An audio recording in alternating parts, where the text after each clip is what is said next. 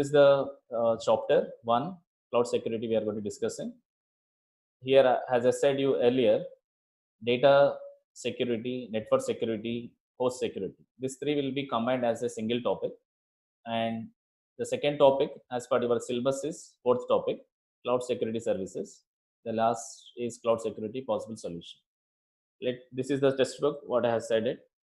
Cloud application architecture, ORLA publication. This is the author, George Reese. Now, as I said you, the agenda for the topic is data security, data control, encryption, everything. What we had to be encrypt, the network and backup file system, or will be encrypt for that one, and some of the regularity and standard compliances. Like for every topic, we have agenda. So as part of this is a today, the covering of this topic 1, data security. Let me have a question for all of us is, here most of the executives as asking that whether this should I be concerned about losing control over my data store. This is the first question, because once you kept it, the data into the cloud, now who will be making that? Who will be control? Whether yourself is a control over there, or the cloud providers who are giving the space to you to store your data into the cloud, they have the control over them, or who will be there? Who will be control? Whether whatever the data you're storing here, it will be secure or not. Who will be decide that? That is the first question. So because of that only, this chapter is talking about how we are going to be, how probably we are going to be make secure our data in the cloud. So what are the different mechanisms or different techniques? How will we provide that? For different services we are accessing, but how we are going to be accessing that all services, how the security will be provided. As I said, the first topic, data security. So data security means that, first of all, data want to be secure means we have to provide the security for physical things. Physical thing in the sense to store or to access, we require definitely infrastructure.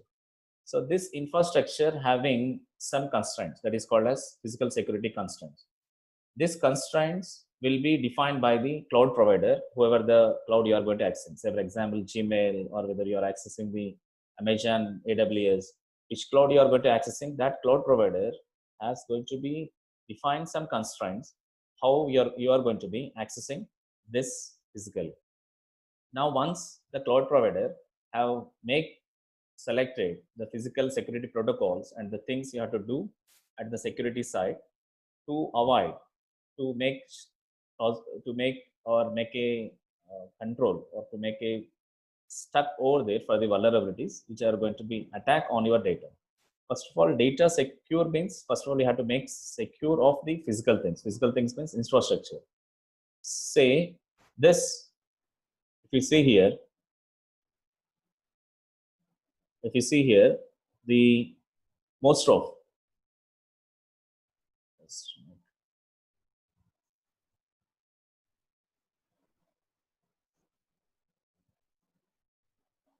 so see, now data control. The next subtopic under the data security is data control. Now data control is nothing but make sure the control of the data should be between the person who are going to be storing the data into the cloud and the provider. The provider also be not having the control, because only he can be make sure whether the data not be corrupted, that the data whatever you are going to storing should not be unauthorized person cannot be accessed that your data. So the big chasm between the traditional data centers and the cloud is location based. Means you have store your data, for example, in Gmail, in the inbox. Can you know that where your Gmail data is stored, whether in Tirupati, whether in Hyderabad, whether in US, in which place? So in traditional data centers, we can know that because physically it will be have a physical server at location 1. There directly we can store it. We can say that in the traditional data center, so on so place, the data will be stored. But when you come to the picture of cloud, the cloud is in the different locations of your data. So someone else server can't know that where exactly your data is stored. For example, you store your the data in the Google Drive. You don't know that. You are thinking that the data is stored in Gmail, but in Gmail, where that Gmail server is available, whether at which location. So it is a cloud-based, means it's a location-based one. So companies who have outsourced their data centers to manage service provider may have cross-part of this charger. So what cloud services add is inability to see or touch the server on their data is hosted. I will show you one scenario. This is a figure which shows you how the data will be protected, the data protection as well as the provisional services. These two will be comes under the cloud. In this cloud, we are providing the two different ways. If the security is for the professional services, whether the security is for data protection. If it is a professional services, let we have to focus on the security mechanisms or security tools which we can do. The first is security assessment, like simple, the just having those who have the credentials, like for example two-factor security means like Gmail, whatever you have, username and password, it is called as two-factor. And most of you are also using three-factor means some of you are putting for a OTP also, username followed by password followed by OTP. This is called as three-factor. And some of for the system professional services to access, there are some of you having the antiviruses, and some of you having the FIM, and some of you having the log reviews itself. Log review base also can provide. FIM can be say that file integrity monitoring, and we have the here itself. I just have a full forms also. WAF, that is Web Application Firewall. Now come to the data protection. At the level of data protection, we are using the DAS, the dual DAS services. Denial of services also we can be used for protecting of data. Vulnerability scannings also can be put. IDS, intrusion detection systems, and also we can have intrusion protocol systems, firewall and dedicated firewalls also we can use for protection of data. So in this manner, in the cloud, in two different ways, professional services and data protection, these are the mechanisms going to be using. So like this, we are making control, the data control will be done. Now, here is the scenario. Please try to understand this scenario. Please try to understand this scenario. And this scenario talks about, if you understand this scenario, easily you can know what actually the encryption part, why we required encryption part, easily you can understand. I just read out this. The main practical problem is that the factors that have nothing to do with your business can compromise your operations and your data. Why we need to compromise on your data is, for example, see the following are the troubles. The following of events, cloud creates trouble for your infrastructure. The first is the cloud provider declares bankrupt. Bankrupt is little bit of like we can have because of financial problem. The cloud provider declares that I am unable to give security or to provide security for your data. Like it is type of IP, bankrupt, and its servers are seized or it ceases operations, or because of maybe the servers are seized because of the data which are going to store will be shared to the other parties. Because of that also the security peoples will be seized of this. And the next is a third party with no relationship to you sues your cloud provider, means put a case on that cloud provider and obtains a blanket soponia. It is pronounced as, I'll just go to the next slide so that you can understand what actually the pronunciation of this one. Supinu. What this supinu? It is actually saponia, but we have to pronounce as supinu. Supinu in the sense getting permissions who are going to be the cloud provider who are violating the rules and regulations. The cloud consumer to take case means sues your cloud provider and obtains a blanket supponia. It will be getting the access, getting the grants access over that cloud servers, granting access to all the servers owned by the cloud provider. Another is failure of your cloud provider to properly secure portions of its infrastructure, especially in the maintenance of physical access control, results in the compromise of your systems. Secure portions of infrastructure. Because of this Suponia, the total control goes to the third party who having no relationship to you. Because of that failure of the cloud provider and or the properly not secure portion in infrastructure, we had to make some compromisation.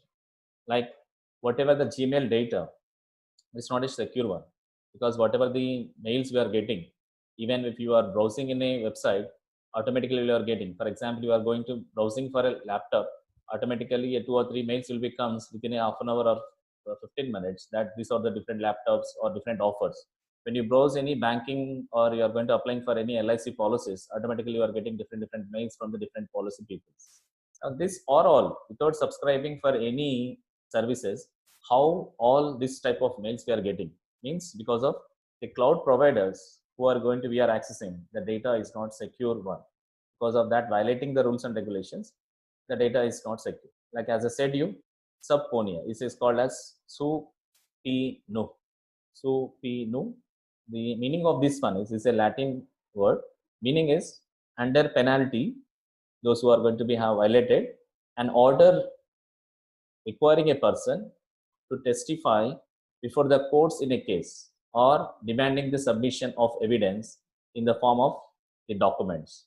In the form of documents or media, it is going to be doing that. Right? So this is called as supinu.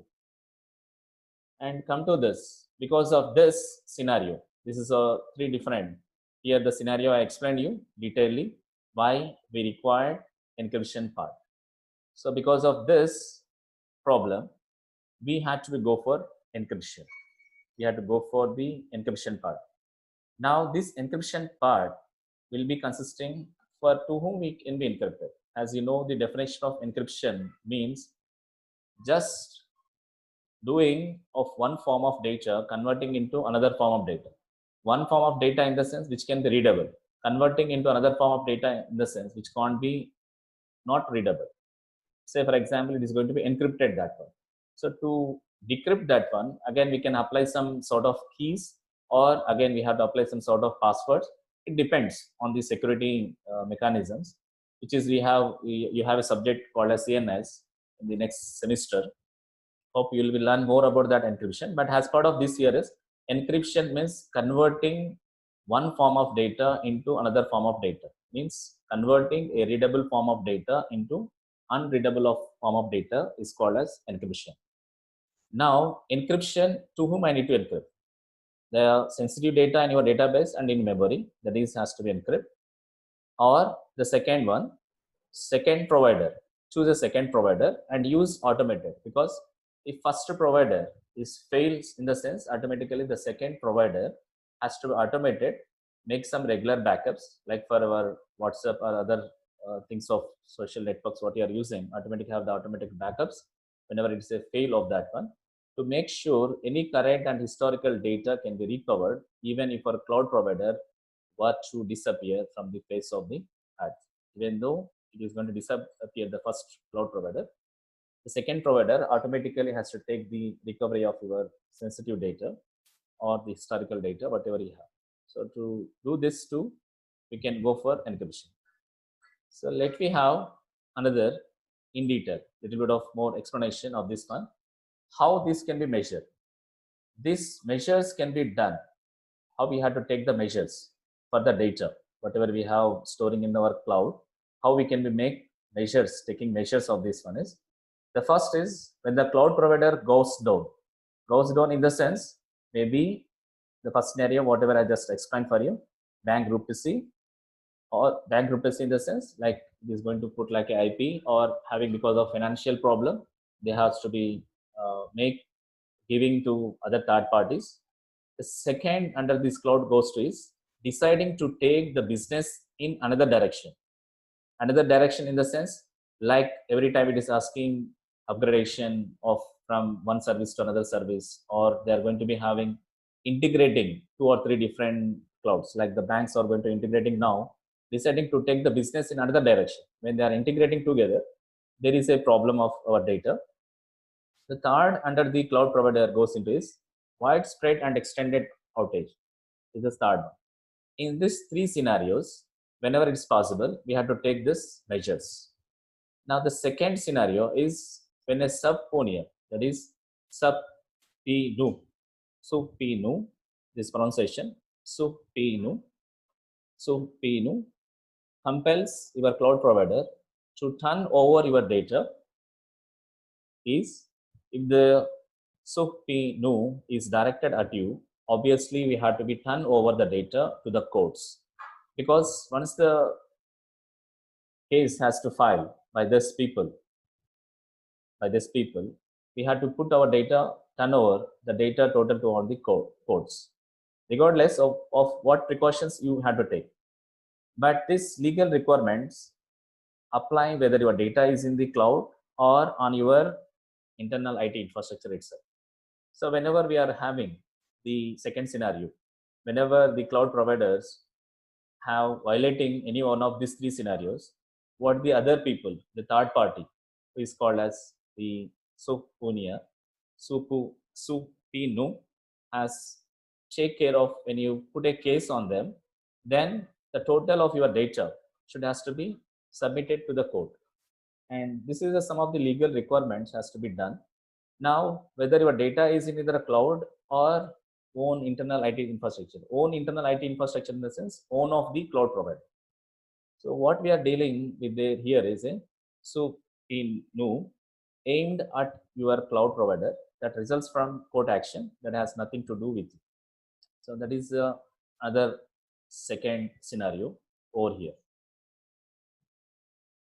The third is when your cloud provider fails to adequately protect their network, fails to protect their network in the sense when your cloud provider fails to adequately protect their network, somebody can hack your the communication protocols or whatever the IP addresses you are going to be using, that can be hacked by some other peoples. When you select a cloud provider, you absolutely must understand how they treat physically. So this network and host security is three. Physically, security is required, network security is required, host security is required. Definitely we have to go for this.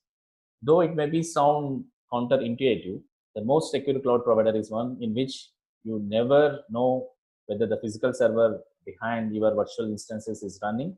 Chances are that if you can't figure it out, a determined hacker who is specifically targeting your organization is going to have a much harder time reaching the physical environment in which your data is hosted. So this is the third way where we can. These are the three scenarios. One is the when the cloud provider goes into maybe a bankruptcy or deciding to take the business into another direction or a widespread and extended outage. The second scenario when a SOPNU compels your cloud provider to turn over your data. The third scenario when your cloud provider fails to adequately protect their network. So these are the three different scenarios where it may be. Say, for example, this is a small note for you. You are doing the Amazon, already are aware, most of you, Amazon. Amazon does not even disclose whether their data. So please read out this slide.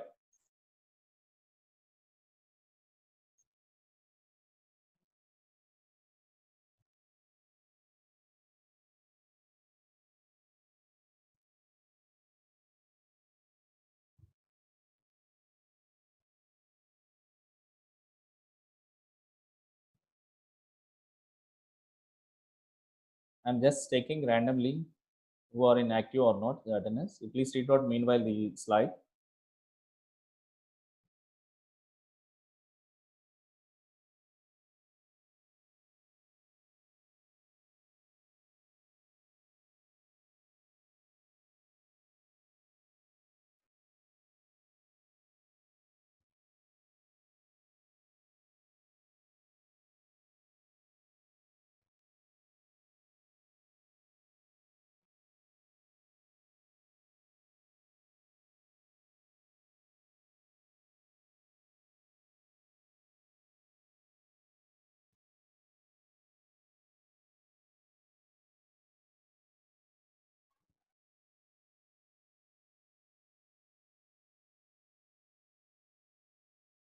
Just go through the slide. I'm just checking the attendance who are there. Randomly, I've picked some of you who are in active stage.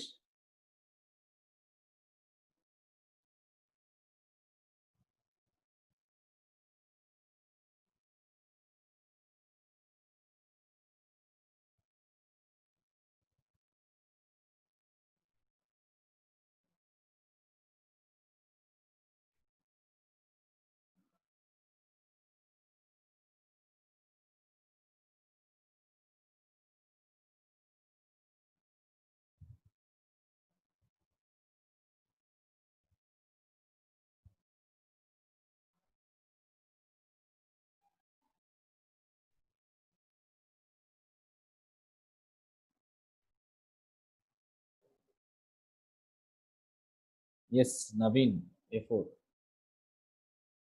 Yes, sir. Naveen, in your class, D10 is 66 is D10 and 90. 90, 90? 99, sir. 98, sir. 98 detained. 98. 98. Okay, right. So, fine. Thank you. So, this is the slide. So, I want to like to know that option is 79, 95, 99. So, out of 53, 50 participants are there.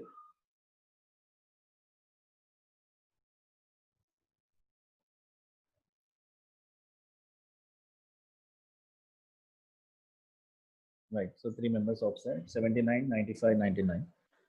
So as I said you that this slide talks about Amazon people are saying that one they are having different data centers in different locations located, but exact locations they are not saying. Like for example, we'll do this the data centers experiment with the help of Cloud Antics. How we can we do that? Once you go through the tool Cloud Antics tool, you'll be get clarity how this different data centers we can create it in different regions. We are dealing with the US region itself. So like US East, US West, US South, US North, like this is there. They are saying even if you know that my database server is in US East 1A availability zone, you don't know whether the data centers really behind that availability zone is located, or even which of the three East Coast availability zones, like 1A, 1B, 1C, like this, in any one of this. But exactly where your data is storing, the Amazon people is not doing that. And they are putting some policies in their websites. Amazon publishes its security standards and processes at aws.amazon.com. Whatever cloud provider you use, you should understand the security standards and practices and expect them to exceed anything you require. So this is a small note like to be shared that. The third topic, this is the encryption, everything. So what we need to be encrypted? Just now I said you that how for which scenario what we had to be encrypted. In this topic, this is just third topic in this one, or you can have a subsetting is third subheading. Encrypt everything to encrypt your network traffic or encrypt your backups or encrypt your file systems. We had to be carefully do that whether the problem is with the which scenario. Just now I said you the three scenarios is called as this three. When we have deal with the third scenario, it's a not controlling on the network is the third scenario. When you have a backups, no issue of that. We don't need to depend on the second cloud provider. We have the another file system. So this three experiment, this three encryption already we have done as a part of the lab. If you remember or not, we have done EC2. We have done this is for the networking of traffic. Whether we have any more traffic is there for the file system and network traffic. We have done as a EC2. What we have done is we are creating the EC2. We have created our infrastructure. We are sharing that Linux OS with other people through putting. And to make the backups, we have done with S3 storage. So this is the same. Already we have done it, but in the critical part, we are not covered in the classroom. So this is encrypt everything. Encrypt and everything in the cloud, your data is stored. So just for you, within 2 minutes, we'll be wind up the class. Just have a look of this. In the last 2 to 3 minutes, we'll take a feedback on this. whether how comfortably you have listened. Let me see that one in the last 2 minutes. So 2 minutes, well, I'm winding up the class. So come to this, encrypt everything in the cloud. Your data is going to store somewhere. You just don't know exactly where. So that is some basic parameters. Is your data lies with your virtual machine guest operating system and your control mechanism for access to that. Say for example, the basic parameters is when you are making your system as a virtual machine. So as a guest OS. So for guest OS, the control mechanism has to be very limited. Already we have seen this problem in when you are doing the lab experiments 1-2. We have already seen it. So next is network traffic is going to exchanging the data. So exchanging the data between instances is not visible to other virtual hosts. And for most cloud storage services, access to data is provided by default, many including Amazon S3, and nevertheless allow you to make that data public. So these are the different parameters. One is control, second exchanging, the third is storing. Controlling can be done controlling of this one can be done with the help of EC2. Exchanging of data can be also done with the help of EC2, or when you want to exchange your data, we can do with the help of S3. And storage, already you are aware how easily we have done this storage of this. And exchanging data, like we can also use the publish and subscriber experiment as well. Okay. So before going to starting this, now here I'm going to be stop my session, and Wednesday will continue. Before that, here we are going to stopping. Let me go come to